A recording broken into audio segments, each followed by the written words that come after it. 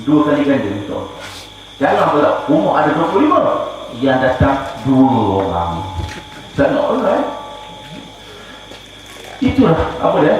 Ilmu yang kita dapat, iaitu benda yang afdal disukai oleh Allah Ta'ala, kita buat berdasarkan dalil daripada Nabi SAW. Ini yang diridai Allah, kita buat. Kalau tidak, ya susah lah. Sebab kalau orang kata benda ni afdal disukai oleh Allah Ta'ala, dapat pahala. Orang yang ada fahaman agama yang mendalam, dia stop dulu, dia tanya, betul ke ni? Mana dalilnya? Betul ke betul? Tanya soalan ni. Tanya. Sebab zaman sekarang ni zaman orang macam-macam cakap. Macam-macam.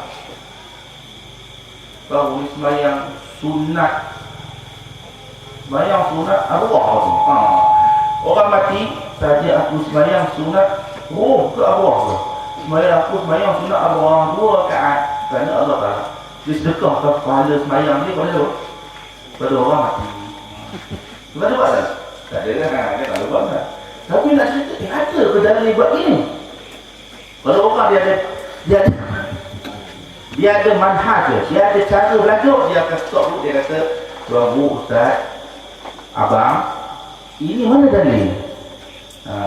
Bila tuan tanya gitu, tuan orang tu dia tengok untuk semacam ini mana punya, ini mesti tengok ramah Ibn Qayyim ni malam ni, dia kata. Jadi tengok tu tak, kita tak kena tapis. Contoh, berita kena tapis. Panjang, berita tapis berapa? Dah cukup kan?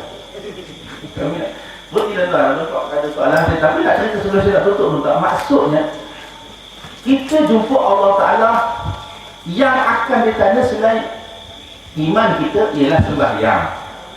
Kalau baik sembahyang baik. Terimalah amalan lain-lain. Kalau sembahyang rosak. Sembahyang itu bukan perlu kita ikut macam mana yang Rasulullah SAW perintah dan suruh. Oleh sebab itulah pentingnya kita bila mempelajari apa sahaja sembahyang, istilah ada dasarkan kepada dalil daripada Nabi SAW. Itu dalam konteks sembahyang. Yang lain pun samalah dengan sembahyang. Apa sahaja yang tuan-tuan nak buat, kalau anggap dia sebagai agama, keyakinan, ibadat, nakkan pahala, mesti tanya, adakah ini memang benar-benar disuruh oleh agama melakukannya mendapat redha dan pahala Allah Ta'ala? Sebab dengan redha dan pahala Allah Ta'ala, kita dapat rahmat Allah Ta'ala untuk memasuki syurga Allah SWT yang menjadi idaman setiap orang. Betul. Setakat dulu Allah Alam, semoga setakat itu yang boleh kita serahkan dulu kepada moderator.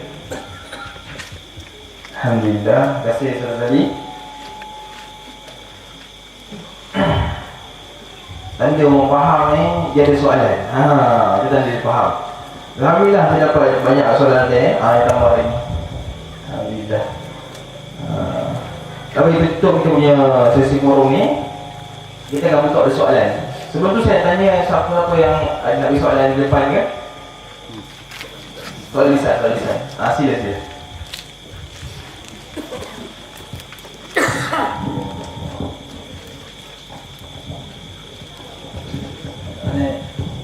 Assalamualaikum warahmatullahi wabarakatuh.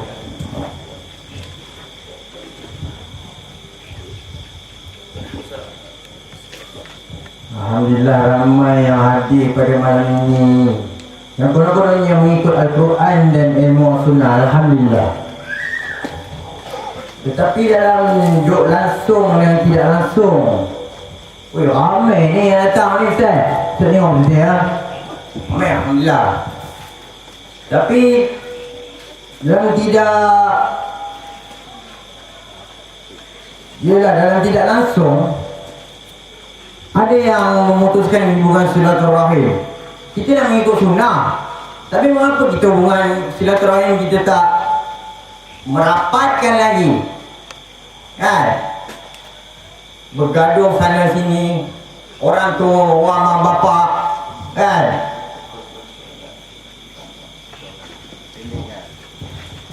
Minit ringkas kan?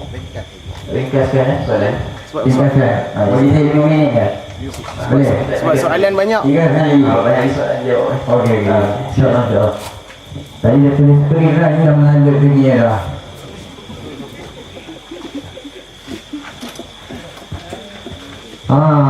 Dapat.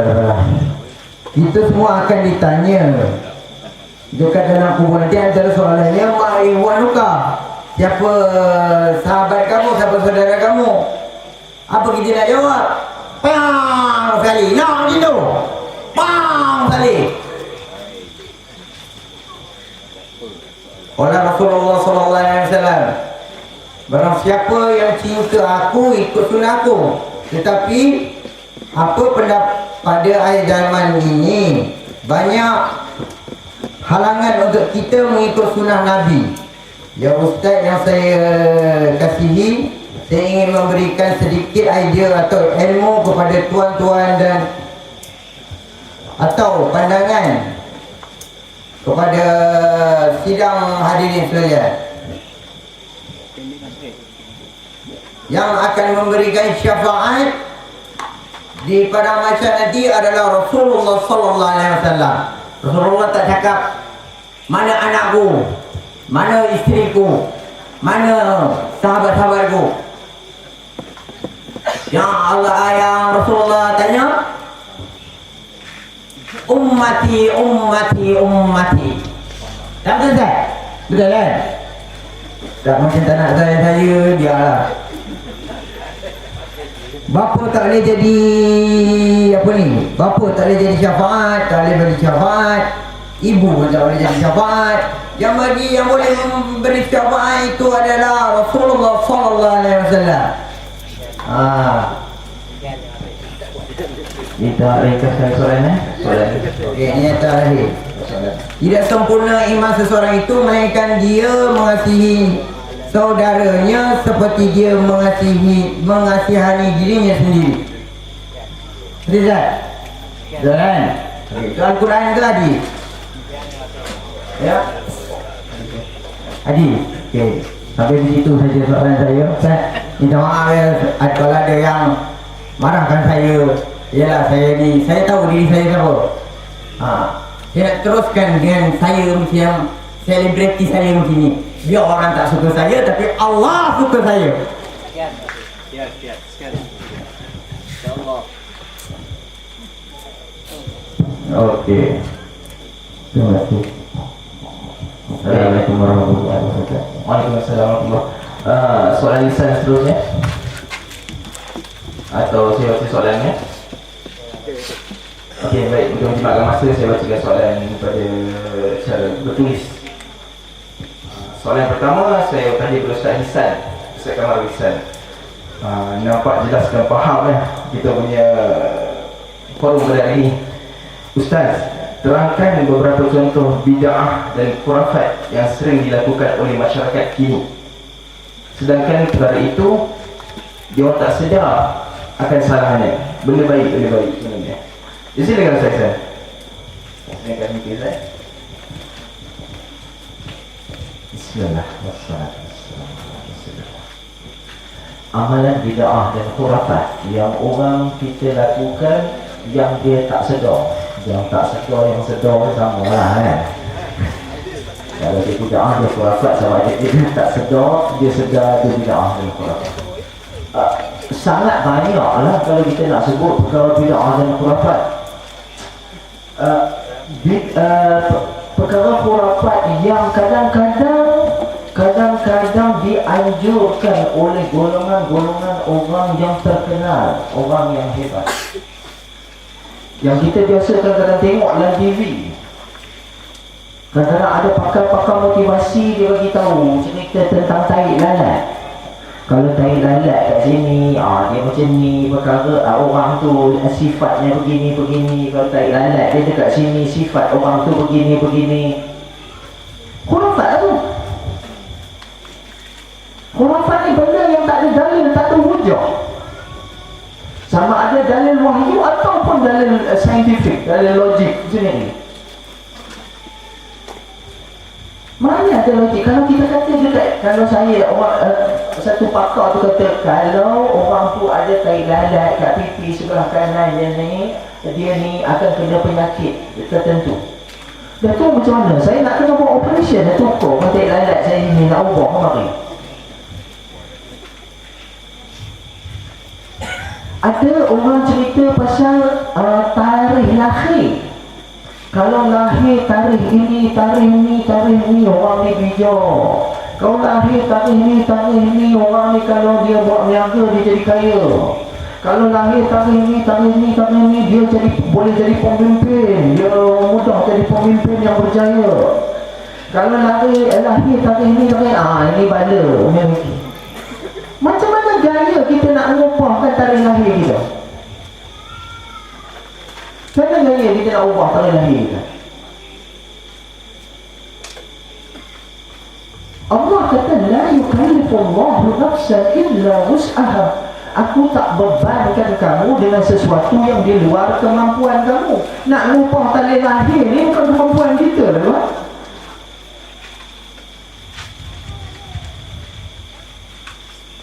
Dan mana di dalam TV tu?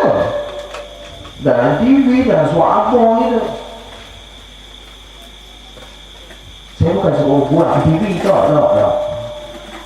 Saya minta tapis. Jangan apabila kita dengar satu orang bercakap di dalam televisyen, orang tu orang yang terkenal, dia cakap 10 perkara, kita ambil 10.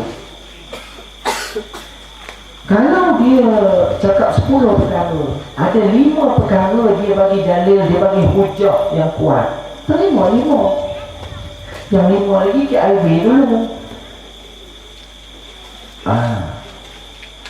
Habis belajar menapis sumber maklumat, sumber ilmu. Jangan diterima semua. Kita ni senang. Datang satu orang guru tarikat, dia kata, saya malam tadi bermimpi bertemu dengan Rasulullah. Kita cakap dia ni hebat, dia wali dia ni, kena mengaji dengan orang dia ni. Saya sangat banyak bertemu dengan pengalaman dengan orang yang cerita macam ni. Saya kata yang kamu jumpa itu syaitan. Dia kata, ustaz ni tak reti. Syaitan mana boleh syaitan datang dalam mimpi sebagai Nabi. Dia cakap macam tu. Dia jawab macam tu. Saya tanya, bila kita kan pernah tengok hadis Nabi, kita tahu Nabi tak pernah kata, tuan-tuan, syaitan tak boleh mengaku Nabi. Tak ada. Nabi kata, man ra'ani fin naumi, barang siapa tengok aku dalam tidurnya, faqad ra'ani haqqa, maka dia telah tengok aku sebenar-benar. Fa inna syaitan la yatamathalu bi, maka sesungguhnya syaitan itu tidak boleh menyerupa tubuh badan macam menyerupa aku. La yatamathalu bi, tak boleh menyerupa diri. Maknanya kalau syaitan tu datang, dia jadi macam Muhammad macam mana, dia mengaku Nabi. Boleh, dia boleh mengaku Nabi. Masalahnya kita kenal tu Nabi tu. Nabi cakap ni pada para sahabat. Para sahabat memang tahu rupa Nabi macam mana. Jadi kalau satu dalam mimpi itu, para sahabat datang satu orang yang rupa Nabi, kata, aku betul Rasulullah. Dan para sahabat, jika syaitan merupa orang lain, para sahabat kata, ini bukan Rasulullah, bukan Rasulullah, macam mana rupanya? Kalau kita kena sekurang-kurangnya kita ahli hadis. Kita dalam hadis dia cerita secara terperinci. Nabi ni baunya macam mana, kulitnya warna macam mana, giginya macam mana, wajahnya macam mana, bercakapnya macam mana, suaranya macam mana, tanda nubuahnya macam mana, dekat mana. Kalau kita dah baca hadis-hadis, kemudian kita bertemu dalam mimpi kita orang yang punya semua ciri-ciri yang disebut dalam hadis tentang syama'il Muhammadin, tentang kepribadian Nabi, kemudian orang ni kita bertemu dengan Rasulullah dalam mimpi, munasabah. Betul ni, ini orang tu tak nak baca hadis pun.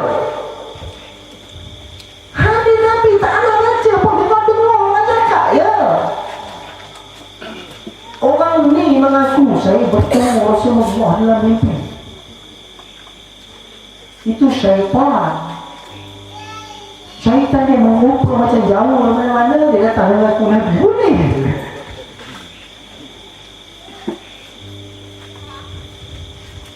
Ini semua, inilah kata khurafat. Kita percaya benda yang salah. Sangkaan kita.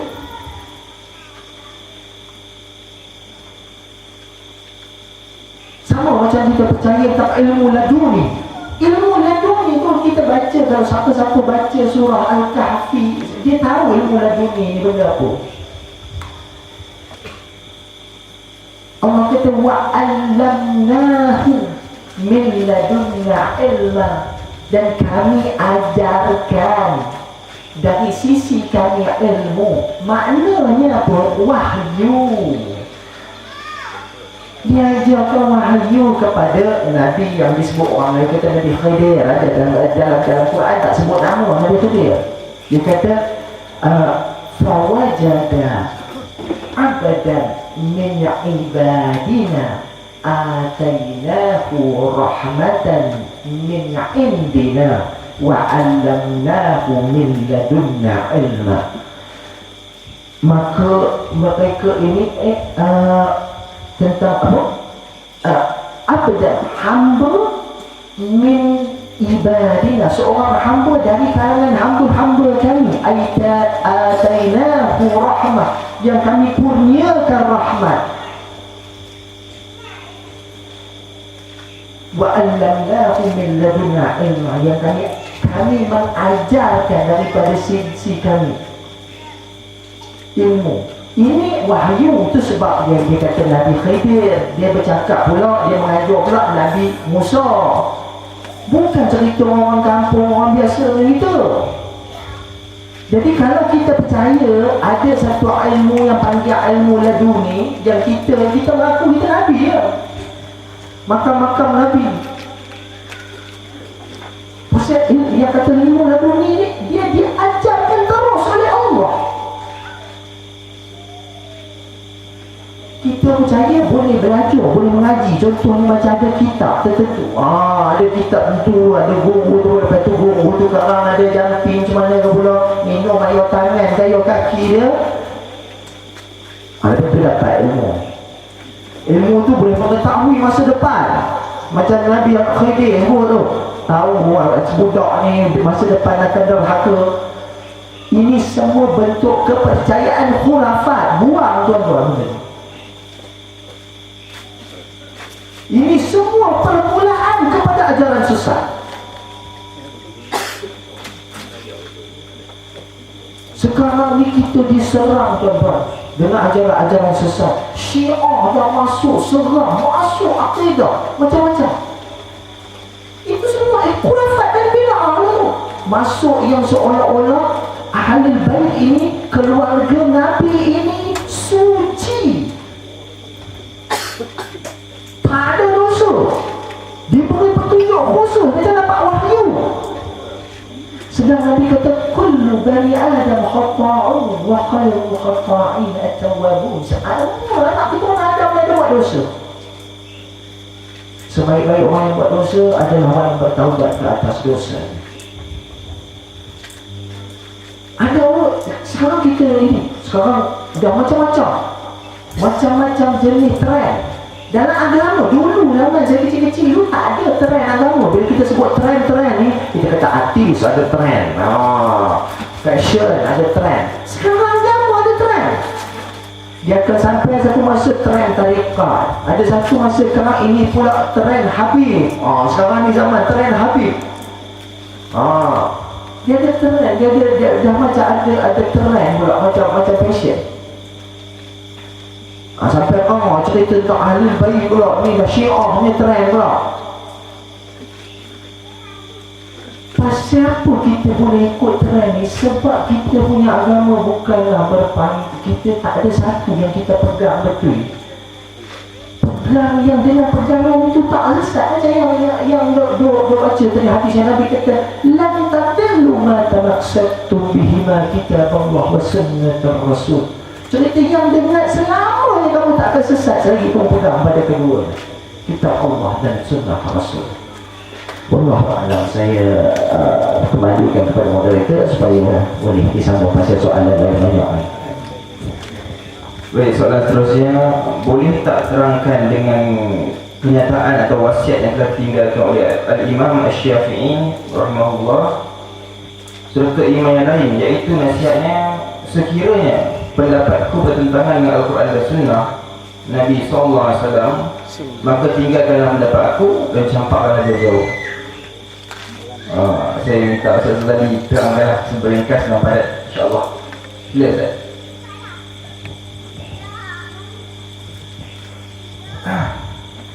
Baik tuan-tuan, perkataan Imam Syafi'i, perkataan Imam Syafi'i tersebut masyhur. Sekiranya pendapat aku bertentangan dengan sunnah Nabi, maka ambillah sunnah Nabi dan campakkanlah pendapat aku di dinding. Itu masyhur. Kalau tuan-tuan biasa dengar ceramah ke ustaz mengajar, baca wasiat ataupun hikmat daripada Imam Syafi'i rahimahullah. Tuan-tuan dan sekalian,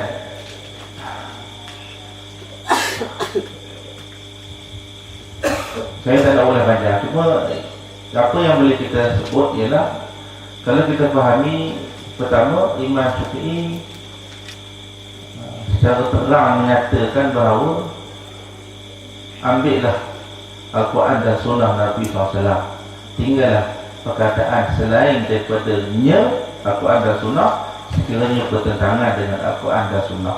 Bukan sahaja Imam Syafi'i, imam-imam yang lain juga begitu maksudnya.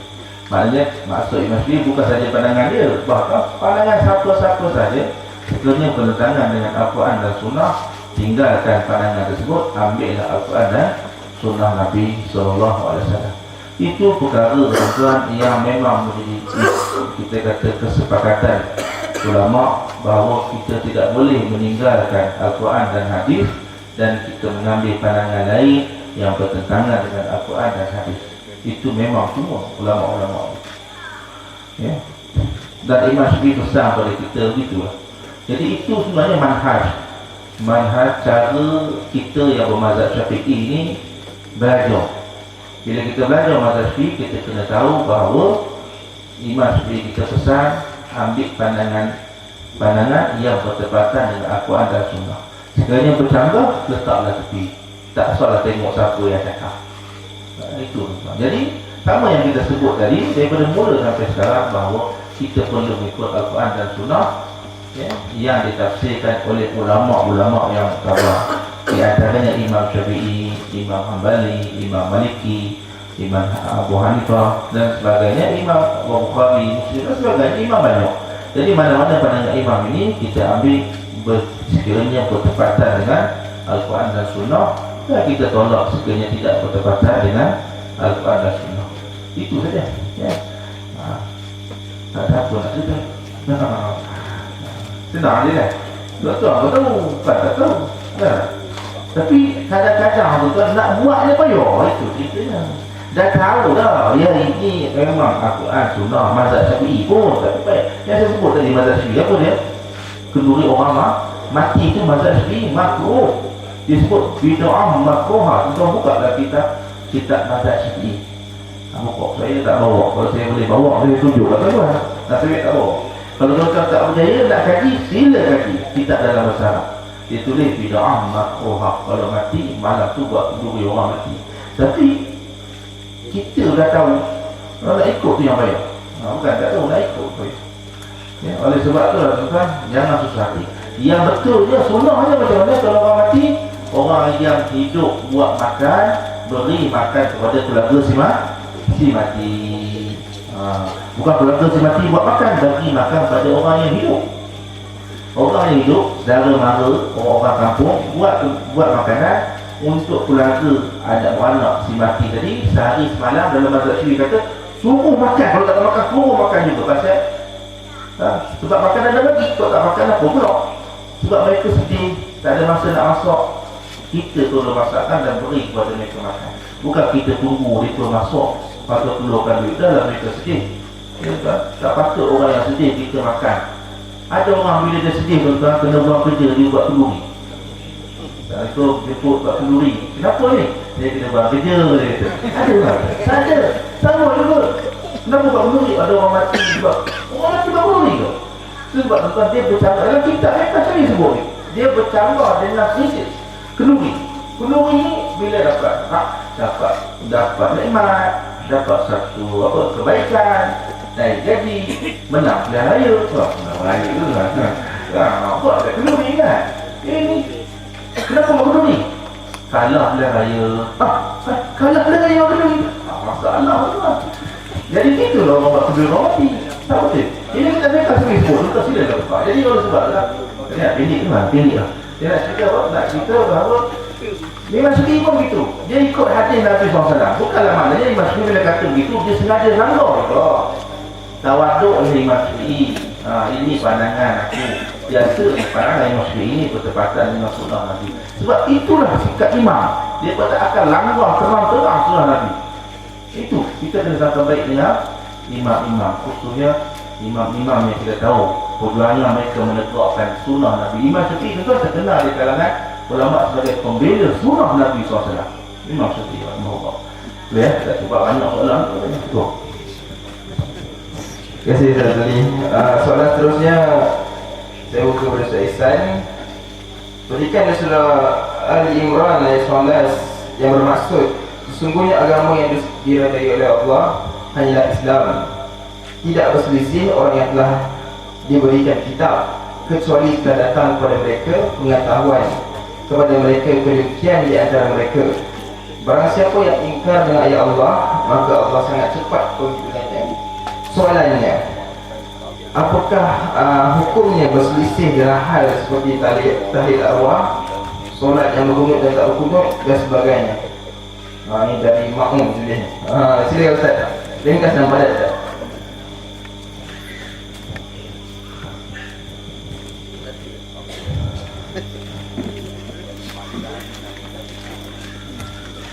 Allah Subhanahu wa ta'ala berfirman, Ya ayyuhalladzina amanu atii'u Allah wa atii'ur rasul wa ulil amri minkum fa in tanazza'tum fi syai'in farudduhu ila Allah wa rasul in kuntum tu'minuna billahi wal yawmil akhir dzalikum khairun wa ahsanu ta'wila. Allah berfirman, wahai orang beriman, taat kamu pada Allah, taat kamu pada Rasul dan para pemimpin di kalangan kamu. Jika kamu beza pendapat, kembalilah pada kitab Allah dan sunnah Rasul. Okey, cerita tentang gunung tahlil. Siapa yang nak gunung tahlil? Dia pergi, seorang angkat tangan, duduk satu side. Siapa yang tak nak gunung tahlil? Pergi satu side. Dah duduk, dah pecah tu, qul hatu burhanakum in kuntum shadiqin.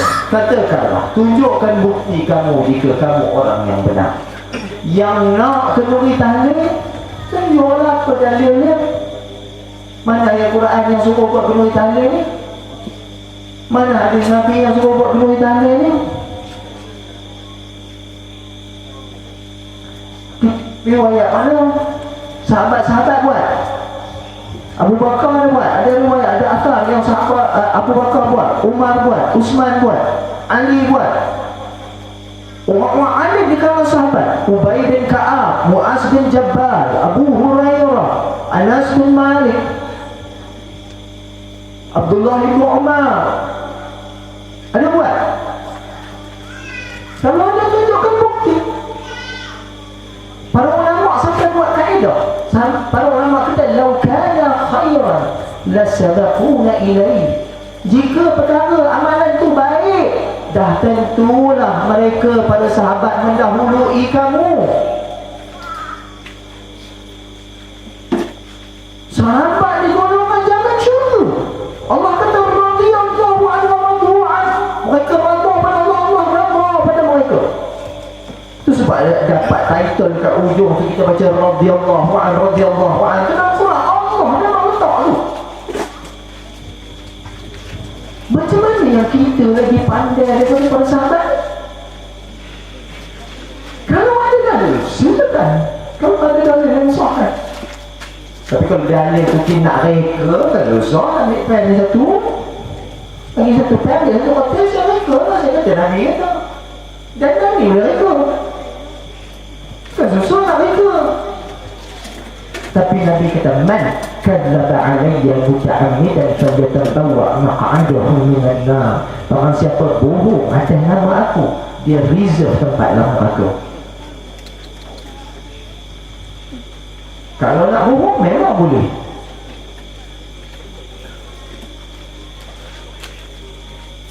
Jadi jawapannya semua tu dalam semua perkara. Kita usah bergaduh. Siapa suruh bergaduh? Nak buat.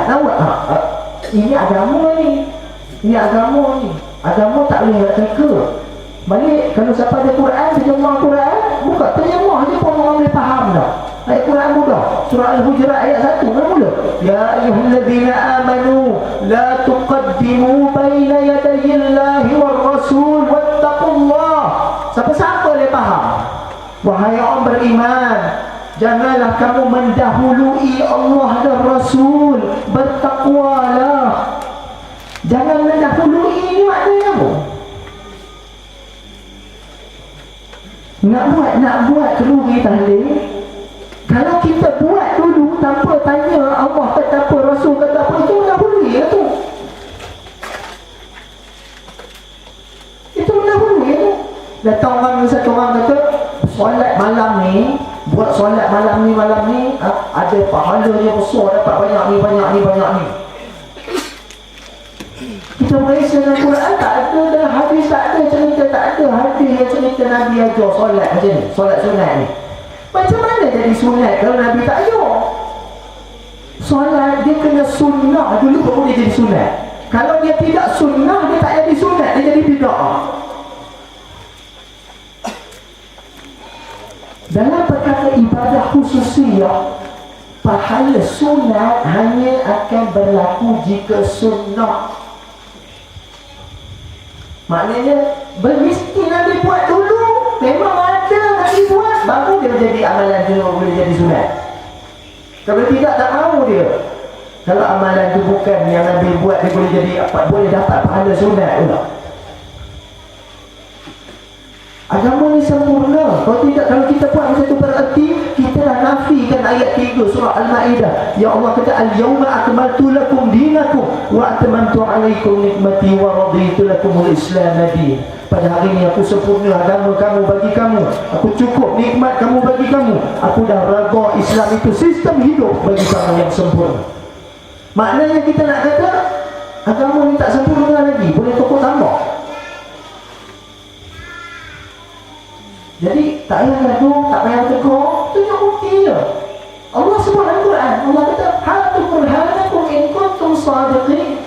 Kata tunjukkan bukti kamu jika kamu orang yang benar. Dalil mana? Allah kata, Nabi kata, sahabat buat. Ada buatlah. Masalah begitu kan nak gaduh, kisah nak makan, apa nak gaduh lah. Tak ada apa yang susah-susah payah merugi duit buang masa. Pahala tak dapat. Wallahualam. Banyak lagi soalan ya. Baik, soalan seterusnya terbukalah mengenai Ustaz jawab. Saya gabungkan soalan ini kalau ada yang lebih kurang. Pertama, saya tahu Quran dan Sunnah. Saya tahu Quran, saya tahu hadis. Bila ada muskilan, saya akan tanya ke Ustaz. Ramai yang Ustaz, tapi tak sama fahamannya. Ada yang kata boleh bid'ah, ada yang kata tak bid'ah. Mana Ustaz satu yang saya nak ikut? Kemudian dia tanya lagi, apakah cara nak satukan Ustaz-Ustaz yang beza fahaman? Okey, baik. Saya minta Ustaz silakan yang nak menjawabnya. Mereka dapat.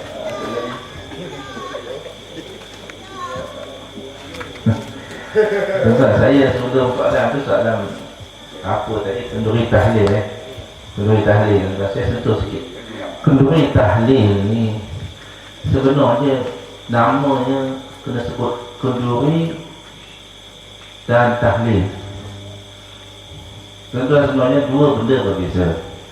Kenduri bagi makan, tahlil ucapan la ilaha illallah. Dua benda berbeza. Kenduri bagi makan. Bagi makan dalam Quran, dalam hadis Rasulullah suruh. Sebab Rasulullah kata apa? Ayuhan nas afshus salam wa at'imut ta'am wa sallu bil laili wan nasu niyam tadkhulul jannata bisalam. Wahai manusia, Rasulullah sampai ke Madinah. Rasul kata, wahai manusia, ayuhan nas, afshus salam, sebarkan salam di kalangan kamu. Afshus salam. Wa at'imut ta'am, dan berilah makan, buat kenduri. Malam ni ada kenduri. Kan? Ada ke? Ada. Buat kenduri. Tapi tak ada kat situ. Tahlil tak ada situ. Tahlil tak ada kat situ. Buat kenduri je. Memang. At'imut ta'am, berilah makan, maknanya buat kenduri. Wa sallu bil laili wan nasu niyam, sembahyang malam ketika manusia semua sedang tidur. Tadkhulul jannata bisalam, niscaya kamu akan masuk syurga dengan selamat. Itu sebarkan salam. Bila kita sebarkan salam, maka kita tak bergaduh dengan saudara kita. Yang macam mana yang sahabat kita sebut tadi kan, berlaku permusuhan antara kawan-kawan tu saudara sebab tak sebarkan salam. Cuba sebarkan salam. Cuba orang